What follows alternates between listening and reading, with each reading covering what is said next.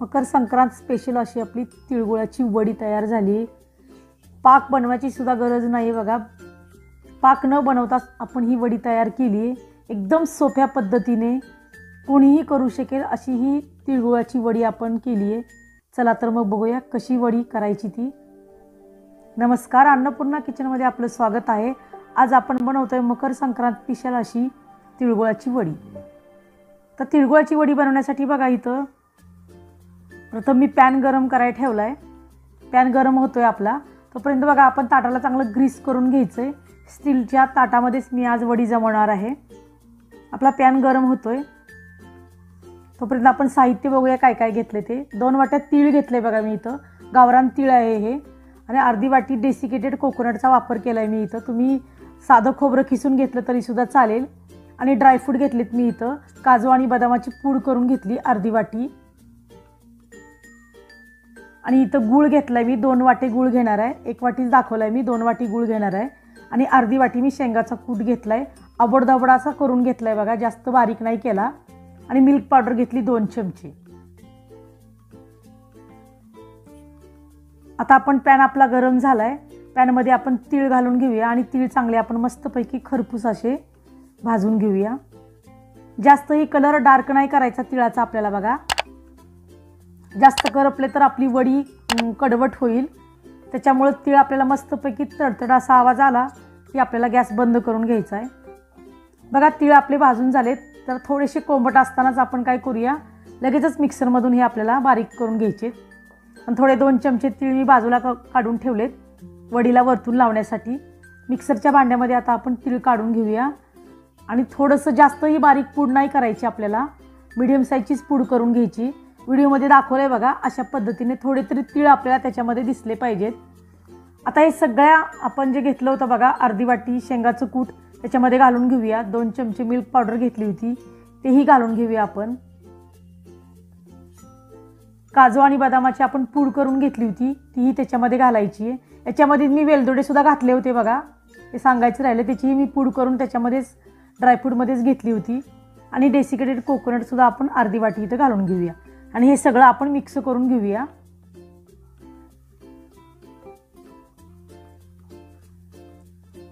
हे सगळं मिक्स झालं की आपण आता पुढची तयारी करून घेऊया।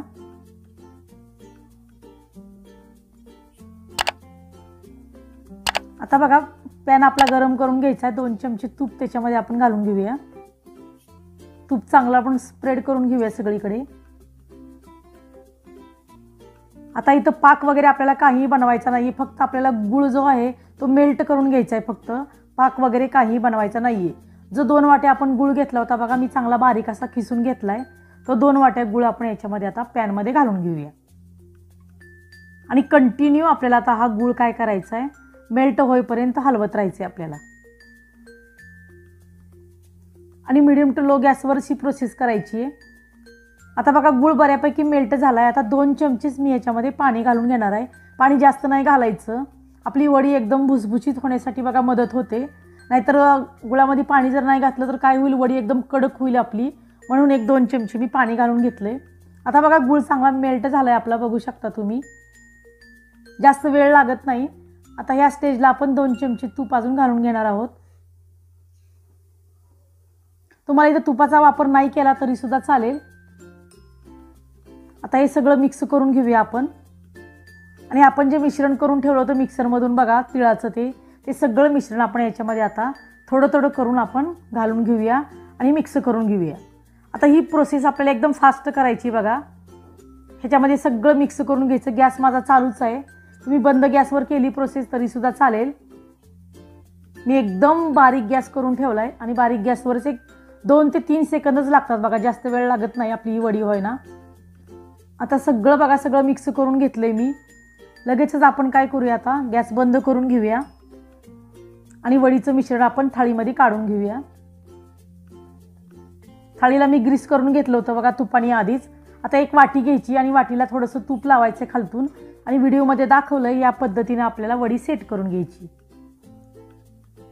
अशा पद्धतीने बघा, व्हिडिओमध्ये दाखवलंय या पद्धतीने थोडंसं प्रेस करायचं, म्हणजे वडी चांगली सेट होते। आणि वरतून थोडीशी आपण तीळ काय करूया, अंथरून घेऊया। त्याच्यामुळे तिळगुळाची वडी हे खूप आकर्षकही दिसेल आणि वडी आहे असं सुद्धा वाटेल तिळगुळाची आपल्याला. आता हे तीळ चांगले त्या वडीला बसण्यासाठी वरतून आपण परत ती वाटी घेऊन प्रेस करायचे वाटीच्या साह्याने. बघा व्हिडिओमध्ये दाखवलं या पद्धतीने. आणि ही वडी लगेच सेट होते, अजिबात वेळ लागत नाही.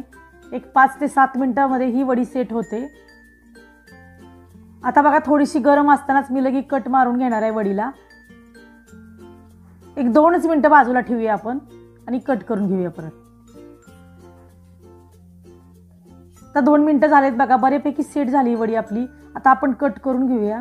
तुम्हाला ज्या साईजची हवेत वडी त्या साईजचे तुम्ही इथं कट करून घेऊ शकता. मी चौकोनी साईज ठेवणार आहे. थोडंसं चाकूला तूप लावून घ्यायचं आणि अशा पद्धतीने आपण वड्या आता कट करून घेऊया सगळ्या. अजूनही चॅनलला सबस्क्राईब केलं नसेल तर चॅनलला सबस्क्राईब करा, लाईक करा आणि शेअर करा.